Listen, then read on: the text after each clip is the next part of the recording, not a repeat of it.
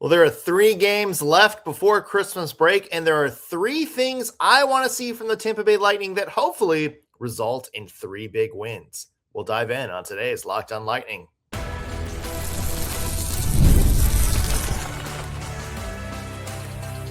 You're Locked On Lightning, your daily podcast on the Tampa Bay Lightning, part of the Locked On Podcast Network, your team every day. Thank you for making Locked On Lightning your first listen of the day. Every single day, we are your free daily Tampa Bay Lightning podcast, part of the Locked On Podcast Network, now the #1 sports podcast network. As always, we want to begin with a shout out to our everydayers, those of you who tune into every single show, every single day. We love you, and we appreciate the support you give us week in and week out. I'm Nick Morgan. Normally, I'm joined by my partner in crime, Greg Steven, but he has the day off, so we're flying solo on today's Locked On Lightning, and a lot to talk about on today's show.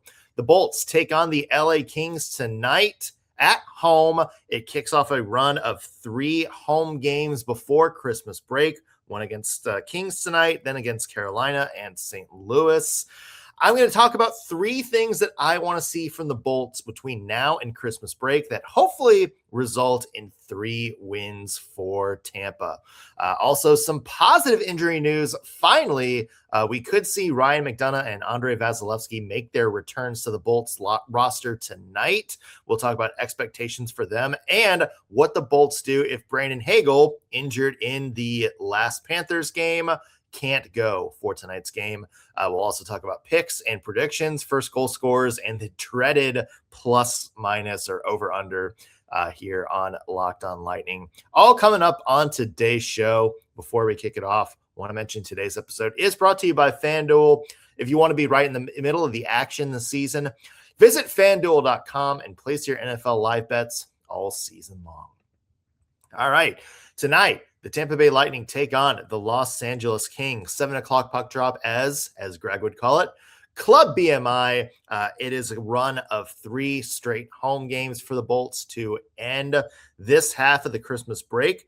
They have the Kings tonight. Saturday night, they take on the Carolina Hurricanes. That's going to be a big one. Hurricanes, one of the best teams in the Eastern Conference right now, and one of the best teams in the NHL overall.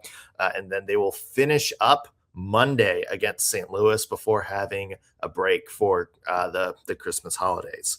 There are 3 things that I want to see between now and Christmas break that I hope will lead to 3 wins for the Tampa Bay Lightning, starting tonight against the LA Kings. One, it shouldn't be a secret. This is one that we seemingly talk about at least once a week. It's the special team battles. Now, look, the Lightning power play has been under the microscope all season long from both Greg and myself. Inconsistent, I think, is a really good way to describe the power play. It just seems like they go on these long stretches where they don't have a goal, where they're just not looking engaged. And then all of a sudden, the power play will explode out of nowhere. They'll have, 2 out of 3 power play percentage for, 2 games in a row. They'll score a goal in another one. They'll just get in this big run. And then it's kind of back to the same old again, where it just kind of deflates a little bit into another lengthy run of nothing good happening on the power play. Lightning right now, 22nd in the NHL on the power play. That's bizarre because the Lightning have some of the best collection of offensive talent, I think, in the entire NHL. I want to see a little bit more consistency from their end. And I think a big key to this is going to be Brayden Point coming back into the lineup, because you want to see some momentum build from that top power play unit, especially Brayden Point, Nikita Kucherov, Jake Gensel, Oliver Bjorkstrand, and Darren Radish, who's just been on fire filling in for Victor Hedman as that sort of PP1 quarterback. That's the line that I really think needs to get it going, that top unit. And look, all of them on their own are fantastic offensive players. It is bizarre that they haven't necessarily been able to find consistent chemistry. And yeah, I know injuries have been a huge part of that. Like, obviously, Brayden Point has missed time. You had Darren Radish come in for, Victor Hedman when he's gotten hurt, although he's 100% lived up to, the billing of that. You even had Nikita Kucherov kind of deal with some inconsistencies at the beginning of the year, was hurt for a little bit. I know that there's been a lot of turmoil with that power play unit, and that's a line that you kind of want to keep consistent as the year goes on. But I'm hoping this is just an opportunity for them to find some chemistry finally all together, especially now that Brayden Point looks like Brayden Point. More on that conversation coming up in just 1 second. But the other thing is, you look at the battles, and these are good, I would say, matchups for the Bolts moving into these games in terms of special team battles. Look, the one area in which the Lightning have absolutely dominated this season has been the penalty kill. Second best penalty kill in the NHL in terms of kill percentage. They were number one for a while. They always seem to alternate, with the top of the order there. But, you look at the Lightning penalty kill, and then you look at their opponent's power play percentage. LA is 31st in the league in power play. Carolina, as good as they are 28th. And St. Louis somehow, despite being the worst team, has the best power play out of that bunch. They're 19th. So this is a prime example for Tampa Bay penalty kill to really neutralize the threat of the other team's power play. And likewise, we talk about sort of the inconsistent power play for the Lightning. Look on the other side, the penalty kill. The Kings are 19th. The Hurricanes are 18th in terms of power play. St. Louis is 24th. Look, power play isn't just like, a gimme. Like, it's not just like, we should be scoring more. There's a power play. It's a momentum changer. It really is, because you're kind of, for 2 minutes, sort of yielding power of the game to the other team. Letting them get set up. And if you're able to neutralize that with a good penalty kill, that's a big scoring threat taken off the board. And I do think special teams is going to be a big key, not only in the Kings game tonight, but these next 2 games after that for the Lightning to get a win. And I think it's especially going to be powerful because, as we mentioned, with all these injuries, we might have some people coming back. We might have Hagel out. We don't know. But with all these injuries, with all this sort of lineup inconsistency, we might have to be okay with the Bolts sort of winning these grinded out games, and winning the special teams battles is going to be absolutely paramount to securing maybe some of those gritty wins. So that's number one. Number two, we talked about this a little bit on yesterday's show, but I want to see Brayden Point continue the momentum forward. In the 5 games he's been back since his lengthy injury absence, Brayden Point 2 goals, 5 assists in those games. He's been red hot. I will also say Nikita Kucherov with Brayden Point. Something just looks different this year. Or not this year, but in the last couple of games. Like, they both look a little bit more gelled. We talked about it earlier in the season when, we were critical of Brayden Point a little bit, is that, he and Kucherov together didn't seem to have that spark that they had in years past. And now, over the last week or so, that Brayden Point has come back and looked really good. It seems like Kuch has also taken his game up to another level, not necessarily maybe just on the score sheet, but in terms of looking dangerous, the eye test. That, to me, I think is a big key for this one. And look, we had some people reach out on the show and comment about us being critical, maybe unnecessarily critical of Brayden Point this year, to the point of maybe insinuating like some of our criticism wasn't fair.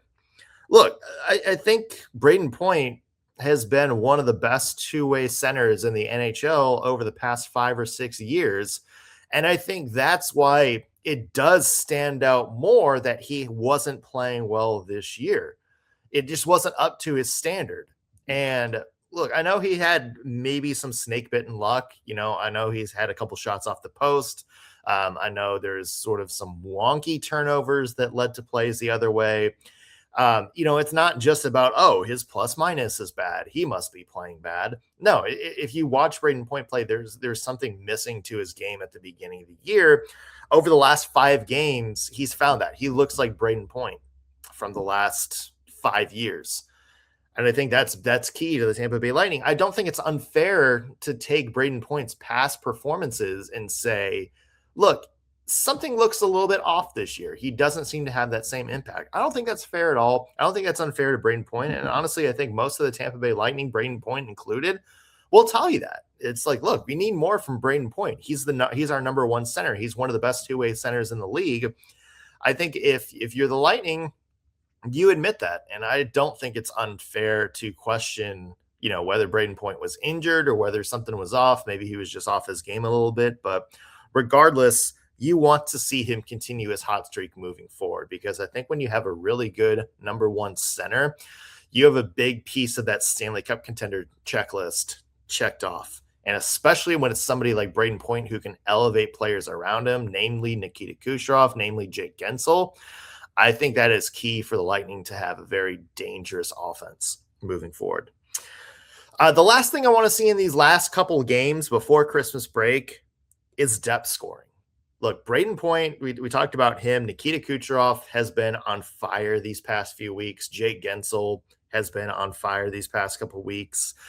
We've even talked about Darren Radish a lot and how, much of an offensive weapon that he has become over the past couple of years. But if you remember back at the beginning of the year where those players weren't necessarily lighting up the lamp every single night, or we would come on the show and say we need more from those guys. The big key to the Lightning still winning some of those games was the Lightning depth. You had timely scorers step up from all over the lineup and kind of carry the load. We haven't been seeing a whole lot of that since then. Now, nobody's necessarily been playing bad. The players that I mentioned, they're not bad. They're just not really contributing on the scoreboard like you think maybe some of them should. Anthony Cirelli, remember last month we did a segment where we did first, half MVPs. Greg and I both said, Anthony Cirelli might be our MVP of the Lightning after that first month and a half of the season. For Cirelli, just 1 point since Thanksgiving. And that came a couple of games ago.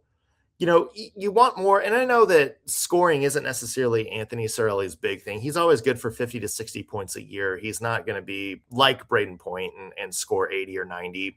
But, you do want to see a little bit more contribution from him, especially how well he did at the start of the year. Yanni Gourde is another one. Remember, he had that big stretch around Thanksgiving break where he had like 5 points in 3 games. Only 1 point since that opening Thanksgiving weekend since then. Nick Paul's another one. Had a 5-game point streak when he came back from injury. Greg picked him, for that first goal scorer. He was right. If Nick Paul's back in the lineup, bet on him scoring a goal. Just 1 point since that 5-game point streak ended a couple of weeks ago. So, these are guys that we've talked about stepping up and carrying the load earlier in the season, maybe when some of the big stars weren't going right. And now it seems like they're kind of faded back a little bit. I would love to see more from them on the score sheet. Their level of play, I would say, has still been solid. Like, I'm not looking at any of them and say, they're playing bad or anything like that by any means. I just think there's maybe a little bit more in the tank that we can get from them in terms of offensive production. So those are big 3 things that we want to see from the Tampa Bay Lightning in these last 3 games. Hopefully it leads to 3 big wins for the Bolts starting tonight against the LA Kings. One big storyline for tonight's game is health, as it has been for the entire season for the Tampa Bay Lightning. Maybe some positive news. We could get Ryan McDonagh back tonight. We could also get Andrei Vasilevskiy back. What's the expectation for those players tonight? And what happens if Brandon Hagel can't go, if he's still injured from that hit against the Florida Panthers the other night? We'll dive into the health angle of tonight's game when we come back. Today's episode is brought to you by FanDuel. NFL Sundays move fast. One big play and suddenly the entire game feels completely different. That's what makes live betting with FanDuel so exciting. You're not just watching the game, you're reacting to it in real time. With FanDuel, you can place bets as the action unfolds. Every drive, every momentum swing, every highlight moment, even every low light moment. Live betting is best when the game starts to shift. Maybe a receiver gets hot. Maybe a defense tightens up. Or maybe the momentum completely flips the game on its head. after a turnover. FanDuel lets you jump into the moment live with updated live bets. Anytime there's a big play, the live spreads and money lines adjust instantly. Player props update as guys heat up. You can also bet on anything from next touchdown scores to drive results to point totals and more. It keeps you locked into every snap, every drive, every possibility. So if you want to be right in the middle of the action this season, visit FanDuel.com and place your NFL live bets all season long. Again, FanDuel.com. You can also download the FanDuel app straight to your phone so you can keep tabs on the big bets anywhere you are. FanDuel, the game moves fast, and so can you. Welcome back to Locked on Lightning. Nick Morgan here. Greg Stephen has the day off. Some positive injury news, perhaps, for the Tampa Bay Lightning tonight going into their game against the LA Kings. Steven Santini was reassigned to the AHL, as was Brandon Halverson, which means conventional wisdom would say that we might see the return of both Ryan McDonagh and Andrei Vasilevskiy to the lineup tonight. Fingers crossed. I don't know. We thought we would see Nick Paul in the lineup a month before he actually got in. So maybe just don't trust us with your injury reports. But this is what the streets are saying. It would be good to see both of them back in the lineup tonight. For Ryan McDonagh, this is a guy who hasn't played a game since November 8th. And the Lightning desperately need somebody like him. And look, the defense has been really good in his absence. But look, Ryan McDonagh, he's your stabilizing force out there. You know, he's the guy that does a lot of things really, really well in his own end of the ice. You know, look, I think Ryan McDonagh, not the same player he was 5-6 years ago when he was a big star for the Tampa Bay Lightning in those back-to-back cup wins, but he still does a lot of things so well. He's so smart with the puck. He's so smart with his positioning. You know, what he lacks in maybe that intensity of that first, step, maybe the skating ability or speed a little bit isn't there anymore, but he's still good about his positional awareness. He's so good at somehow finding a position in the ice where he just disrupts everything going on in the opponent's offensive zone. He's so good with his stick. He knows when to, jab it out and make a play. Without being reckless or without forcing any kind of stick penalty. He's such a smart player. And you know what? Yeah, like I just said, he's not necessarily the same player from a year ago, but he's still, I think, offensively sound enough that he can make some things happen. Like, no, he's not going to score, 40 points a season, but I still think he's really good at carrying the puck. And I still think he's really good at making smart passes, both out of his zone or in the offensive zone to, set up a big chance for the Lightning. I really think Ryan McDonagh coming back is going to be huge and really help a Bolts defense that, let's be honest, has just been absolutely decimated with injuries these past couple of weeks. It is going to be interesting to see where McDonagh slides in on the lineup. Now, look, conventional wisdom, if you're going the traditional, like left-handed shot, right-handed shot, you look at somebody like Max Crozier. And I think that's something that would fit really, really well. Max Crozier is somebody who Greg and I, even before the season started, saying, look, this is a guy that I think might be ready for a bigger role with the Tampa Bay Lightning, maybe ready to take that next step and being, kind of maybe an everyday player on that bottom pair for the Lightning. Injuries have kept that from happening consistency this year. But I look at Max Crozier and I do see like some offense in the tank there. Like I do see, really good skating ability. I see really good offensive instincts. That's a guy that I think can really blossom into being maybe not like, Victor Hedman or Darren Radish levels of production, but I think maybe could be a guy that, yeah, maybe he does top, 25, 30 points a season someday. And that's exactly the level of offense you would want from somebody like Max Crozier. I do see really good offensive instincts there. Having McDonagh as his partner would maybe let Crozier go explore those instincts a little bit more because you have a really good stay-at-home defenseman that's going to anchor you to that spot. or is going to be anchored to the spot and, kind of pick up the defensive responsibility. And that lets Max Crozier jump into the play a little bit more. Kind of like what we've talked about the past couple of weeks with Darren Radish and JJ Moser and how those two just work well together.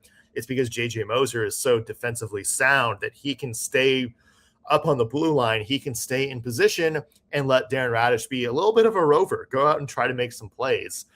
It would be really interesting, if the Lightning feel that same way about Crozier. I think Ryan McDonagh coming up and pairing with him would be a really good, smart way to maybe explore if there is a little bit more in the tank there.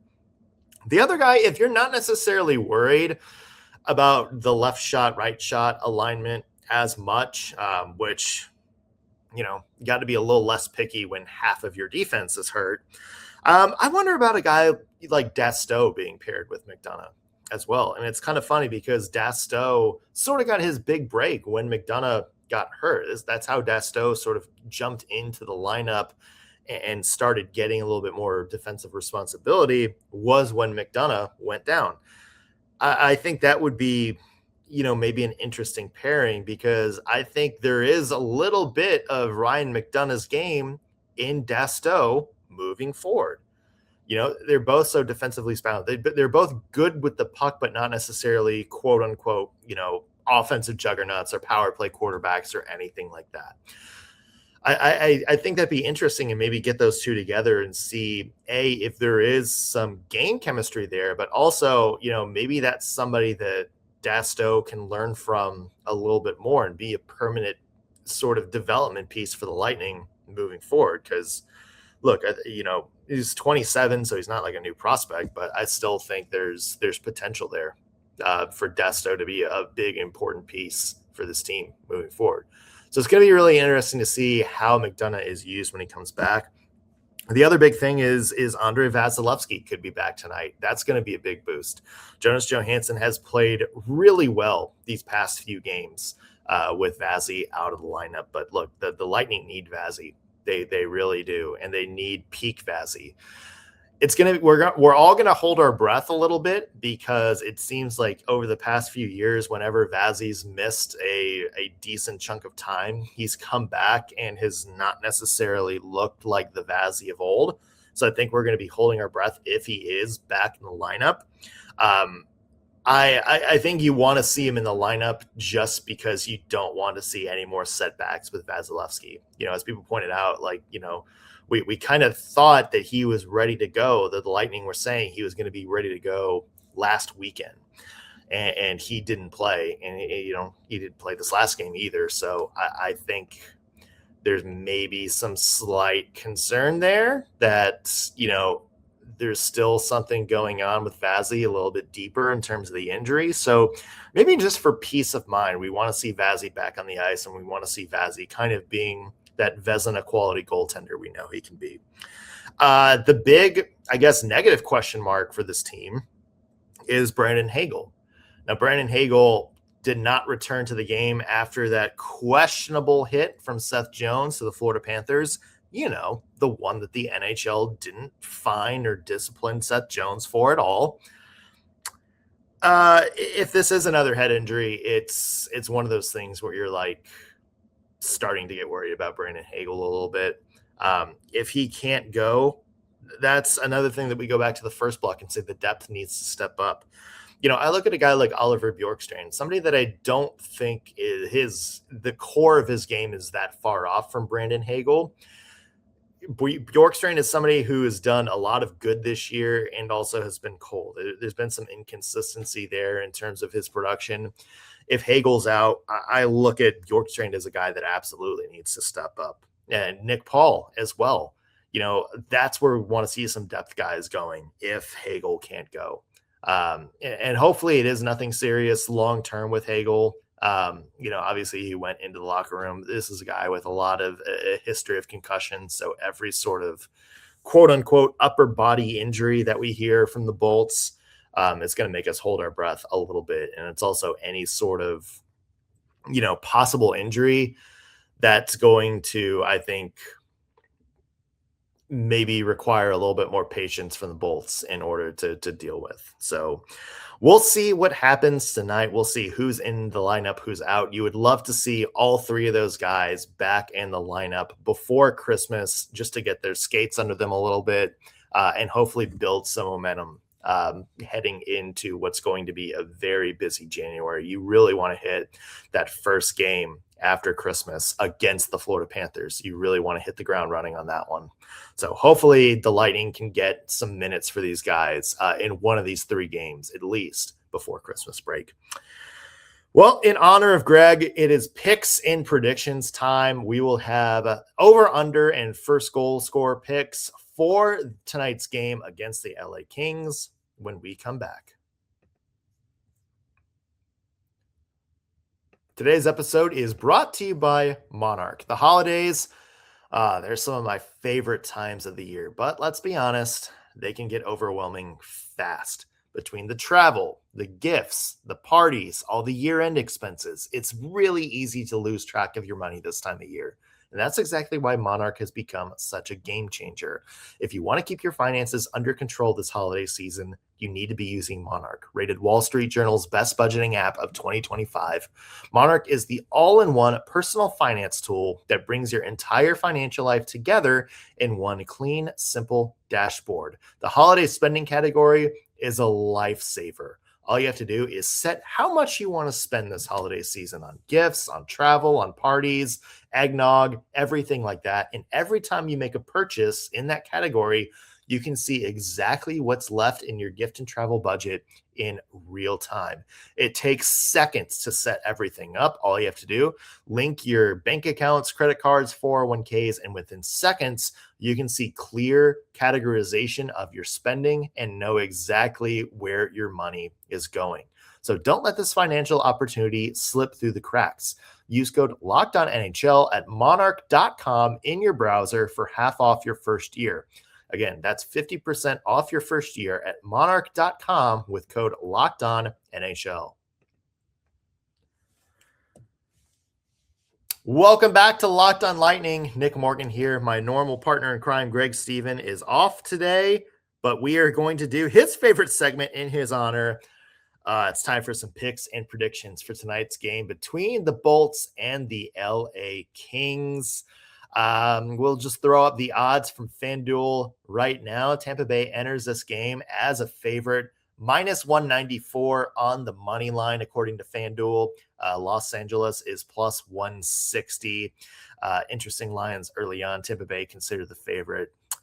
All right, Greg, if you're listening, this is for you, buddy. The dreaded over-under tonight, according to FanDuel, 5.5. I'm going to hit the under on that. And look, it's not just that the Bolts have been having, maybe some inconsistencies in terms of scoring, although the bulk of that has been Ilya Sorokin for the New York Islanders. Thanks, man. But look, the LA Kings are a team that doesn't score a lot this year. They're 28th in offense in the NHL. But they are a good defensive team. I think they're third right now in goals allowed. They have a really good defense, a really good sound defense. They're built from the back end up in terms of their, the roster construction. Darcy Kemper is somebody who has also been really, really solid this season. And look, I think the LA Kings are going to step up to the challenge of handling that offensive firepower for the Tampa Bay Lightning. I just think it's going to wind up being a low-scoring game tonight. Maybe 3-2, maybe 2-1. Definitely not something that's going to be like a shootout at all in this one. Let's throw up some anytime goal scores for tonight. If you're watching us on YouTube, you can see those scoring lines on your screen. If you're listening via podcast, you can visit our partners at FanDuel.com and go to anytime goal score and see the odds for your favorite player. For the Tampa Bay Lightning tonight, somebody that I think is going to score a goal, I'm going to go Nick Paul. His FanDuel odds are plus 350 for an anytime goal tonight. We kind of talked about it in that Brayden Hagel segment, where if Hagel's out of the lineup, you're going to need some of those depth guys behind him to step up and maybe carry a little bit more of that offensive load. Nick Paul is a guy that I think can do just that.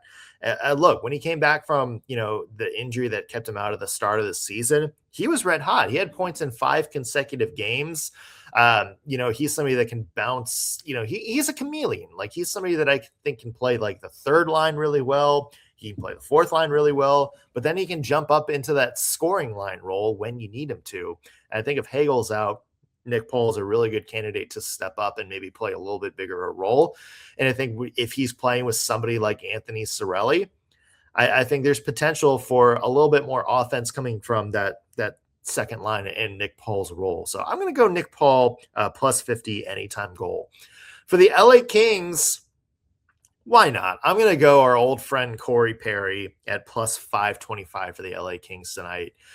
Perry, look, he is what he is at this point, but he's not necessarily having a bad season by any means. I think he's at 14 points this season overall. Let me just double check that. Yeah, 14 points, 7 goals, 7 assists from Corey Perry. He's somebody that's missed some time too.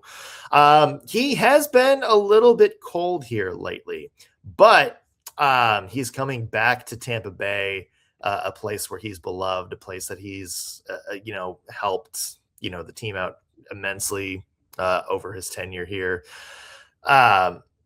Yeah, I mean, I do feel like Corey Perry is a guy that's going to be motivated to play, his old team, a place where he's had some success and score a goal for the LA Kings. And we're going to be really, really mad about it.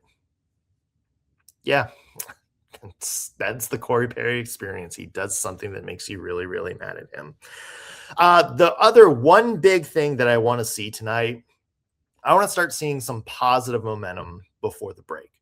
And look, I know the realistic thing here is that the Bolts are injured. The Bolts are going to be desperately looking at that extended 4 or 5 days off between their last game and Christmas and the start of the, I guess, unofficial second half of the season. I think if you're the Bolts, you obviously want 3 wins. 2 out of 3, as Greg said yesterday, would be perfect. But it's also, I think you're just looking for signs of positive momentum here. You're looking to get games, unscathed with more injuries. Even if you do run into a good goaltending performance, like the Bolts might run into tonight against the Kings, you want to see them maybe have areas of their game where they can hang their hat on. Maybe the power play doesn't score, but looks solid. I think it's about finding little things that give you momentum moving forward. And I think that's going to be a key to getting the Bolts off to a hot start in the second half of the season coming up, because it's going to be a very busy January before that Olympic break hits, assuming the rink gets built in Milan Cortina. It's a whole other topic for another day. We will be back tomorrow with a live recap of the Bolts game against the LA Kings, including plus minus and big takeaways from the game. If you are watching us on YouTube, hit that subscribe button. Also be sure to subscribe on your favorite podcasting platform. Not only helps us out with the numbers, but lets you guys know when we have fresh content out for you. Also be sure to follow us on social media.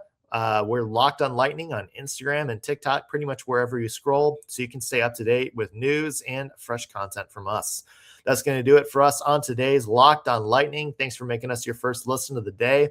Back with a new episode tomorrow. We'll see you then.